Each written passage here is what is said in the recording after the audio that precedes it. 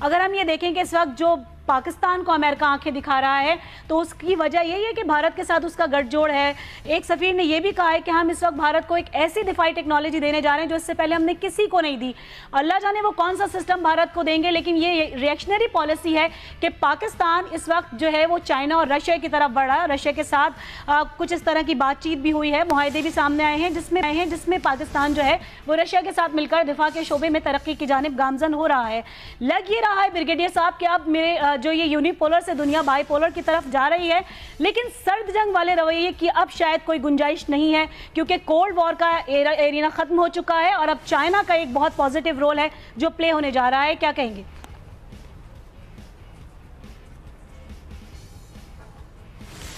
China जो है वो बुनियादी तौर पे इकोनॉमिक्स को बेस बना के माशियात बना के अपना रोल प्ले करता है, और इसके लिए वो माशियात का बेस जो है उन्होंने अफ्रीका के बहुत सारे ममालिक में इस्तेमाल किया। अमेरिका के साथ जो उनकी ट्रेड चल रही थी, आपने देखा कि अमेरिका ने उन पर पाबंदियाँ या टैक्सेस बढ़ाए, तो चाइना भी रिटेलिएशन वो करने जा रहा है। उन्होंने अफ़गानिस्तान के अंदर उनके इकनॉमिक इंटरेस्ट हैं, और इसी तरह रशिया भी इवन अफ़गानिस्तान में उनके भी इकनॉमिक इंटरेस्ट है। उन्होंने 150 माहदे साइन किए हुए हैं। इसके साथ साथ जो बाईपोलर जो यूनिपोलर से चेंज हो रहे हैं, उसका सबसे बड़ा खतरनाक इश्यू जो है वो आपको सीरिया में नजर आ रहा है। और आज आपने देखा कि अमेरिका और रूस के दरमियान जो कन्फ्रंटेशन चली हुई है, वो चीजें जो है वो अलाइज क्रिएट करेंगी, कोलेशन क्रिएट करेंगी। एक तरफ रशियन पार्ट हो जाएंगी, एक तरफ अमेरिकन पार्ट हो जाएंगी, और वहां पे जो कुछ होगा वो मुसलमानों को बनाया जाएगा, इफेक्ट करेगा दुनिया के बाकी ममालिक को भी। तो अब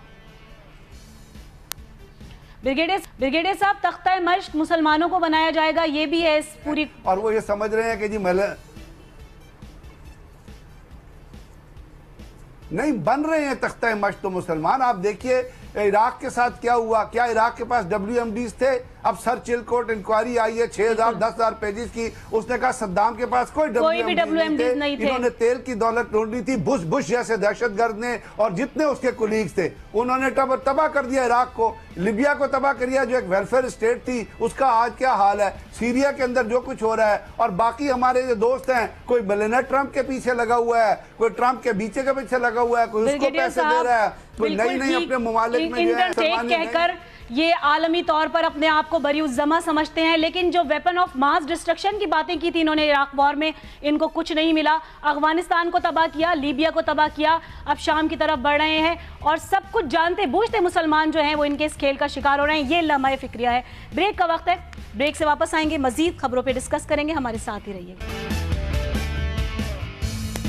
भारत की बुज़दिली एक मरतबा फिर से सामने आ गई। लाइन ऑफ कंट्रोल की एक मरतबा फिर से भारत ने खिलाफ वर्जी की है, जिसके नतीजे में तीन खवातीन समेत 5 जख्मी हो गए। और यही बुज़दिली भारत दिखा रहा है कश्मीर में भी 4 अफराद को शहीद कर दिया गया, जिसकी वजह से हुर्रियत क़यादत की कॉल पर आज मुकम्मल हड़ताल है कश्मीर में।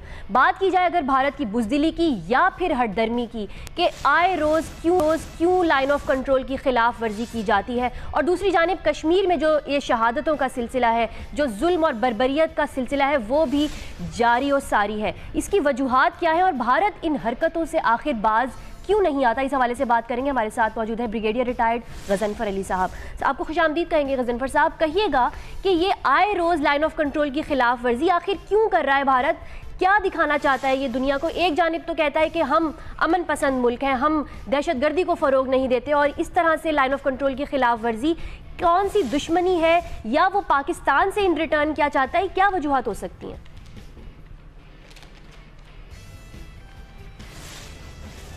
वजूहत तो बुनियादी तौर पे एक ही वजह है, और वो वजह ये है कि भारत में 1947 से लेके नेहरू के बाद इंदिरा गांधी ने जो पहली तकरीर की थी अपनी कांग्रेस में, उसमें उसने कैटेगोरिकली साफ कह दिया था कि मैं अपने पुरखों की बहुत इज्जत करती हूँ, लेकिन उनको इस चीज़ पर माफ़ नहीं कर सकती कि वो सब कॉन्टिनेंट की डिवीज़न पे क्यों राज़ी हो और पाकिस्तान क्यों बना, और मैं इसको अनडन करके नऊज़ुबिल्लाह रहूँगी, और अगर मैं कर सकूँ तो मेरी परफॉर्मेंस जो है उसको इस लेवल पे जज कीजिएगा। और उसके बाद ये एक क़यादत का जो है कंटिन्यूशन रही, जिसमें अब दुनिया का सबसे बड़ा दहशतगर्द है नरेंद्र मोदी, जो बांग्लादेश में जाके कैटेगोरिकली कह चुका है कि मैंने पाकिस्तान तोड़ने की जो कोशिशें उनमें हिस्सा लिया। अब उसके साथ जो क़यादत मौजूद है वो तमाम के तमाम वो हैं जो SRS के जो ऐसे अपना भारत की सबसे बड़ी जो दहशतगर्द तंजीम है उसके वो RSS जो है, उसके वो प्रोडक्ट हैं, उसके वो परवीदा हैं। और उसका काम, उनका काम है कि दुनिया में दहशतगर्दी फैलाना, सिर्फ पाकिस्तान नहीं पूरे खित्ते में दहशतगर्दी फैलाना, जैसे अफगानिस्तान के थ्रू पाकिस्तान में कर रही।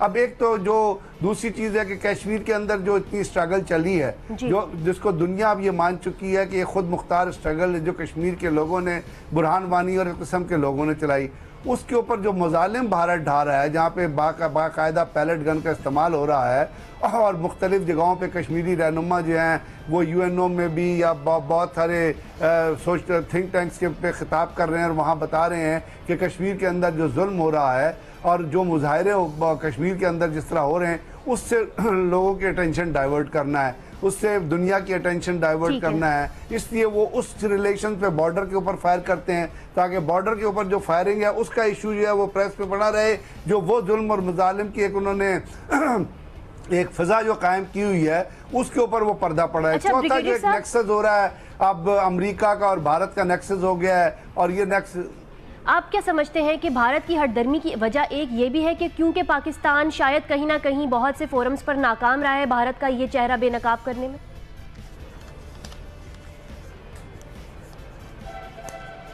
ये मैं बता रहा हूँ ना कि ये तमाम चीज़ें पाकिस्तान के अंदर, में जो अगली बात कर रहा था वो था कि पाकिस्तान के अंदर जो पिछले दिनों, पिछले 5 साल में नवाज शरीफ की सूरत में जो क़यादत रही और फजलुर रहमान जैसे बिकाऊ शख्स की सूरत में जो कश्मीर कमेटी का चेयरमैन है, जिसका काम सिर्फ कश्मीर कमेटी का TADA खाना है, नफरत होती है इस किस्म के लोगों से जो पाकिस्तान के कॉज के ऊपर कॉम्प्रोमाइज़ करते हैं। आज चीफ जस्टिस साहब ने कितना कैटेगोरिकली कहा है PIA के हवाले से कि वो लोग जो इन अदारों को बेच रहे हैं और वो MDs जो इन अदारों में रहे हैं वो उनको आप गद्दार करार दे सकते हैं। तो इस किस्म के लोग पाकिस्तान की सियासत में भी रहे। नवाज शरीफ ने जितना कॉम्प्रोमाइज़ किया है कश्मीर इशू को, इसने तबाह करके रख दिया पूरे के पूरे कश्मीर इशू को। ये नरेंद्र मोदी का दोस्त था, वहाँ पे इनके बिजनेस रिलेशन थे, उस बिजनेस रिलेशन पे इस शख्स ने पाकिस्तान के जो अवाम है, उन अवाम का जो इंटरेस्ट था बुनियादी वेलफेयर का और कश्मीर के लोगों का जो इशू था, उसको बेच के रख दिया पूरी दुनिया।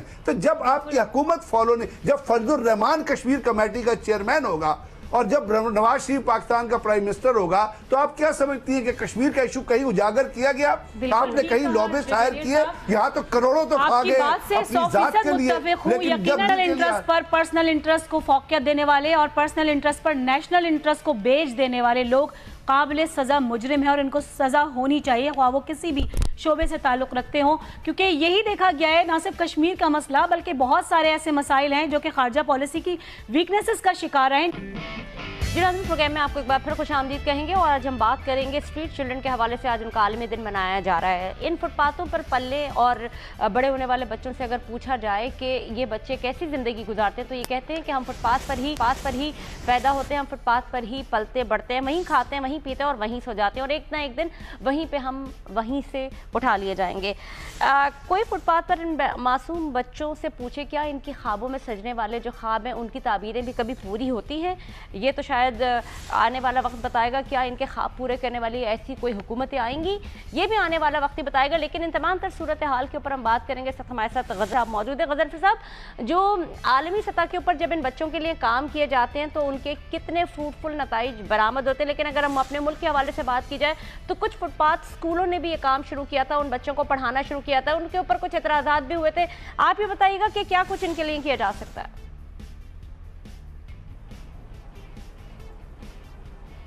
असल में ये पूरी दुनिया का आपको मसला आपको पता है, और बुनियादी तौर पे जब पॉवर्टी और होमलेसनेस होती है और अंडर 18 ईयर है, यूनिसेफ उनको डिस्क्राइब करता है अपना स्ट्रीट चिल्ड्रन, और इनको अगर जो लोग हैं उनको गेमिनीज कहा जाता है। दुनिया में एक टर्म यूज होती है जो कोलंबियन टर्म है।